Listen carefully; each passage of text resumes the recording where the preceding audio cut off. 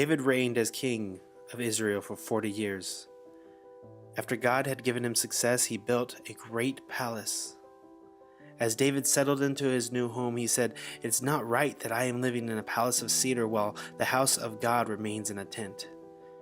David wanted to build a temple for God, but the prophet Nathan came with a word for David. "You are not the one to build a house for me.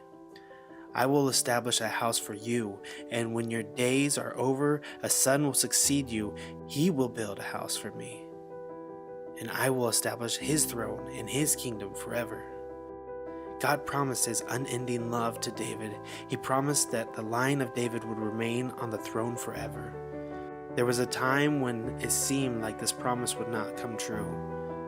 Because their sins, God's people were sent away from Jerusalem. There was no king, there was no throne. For centuries, there was nothing. Had God changed his mind? Had God withdrawn his love for David?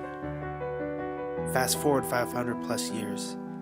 A baby is born in Bethlehem to the city of David. He is born out of David's family tree. He comes, as John says, to pitch his tent among us. He is what Isaiah called a new shoot springing from the dead stump of David's line. He is born to be the king, not just the king of Israel, not just a king for 40 years or so, like David. He is born to be the King of Kings, the King who will save God's people and reign forever.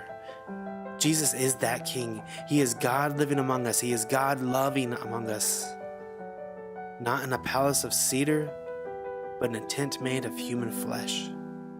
Today, we light the third Advent candle, which stands for love. Jesus is the proof that God did not take his love away from David, and he has not taken away his love for us. In fact, Jesus is proof that the steadfast love of the Lord endures forever. Don't you love that? Don't you love Jesus?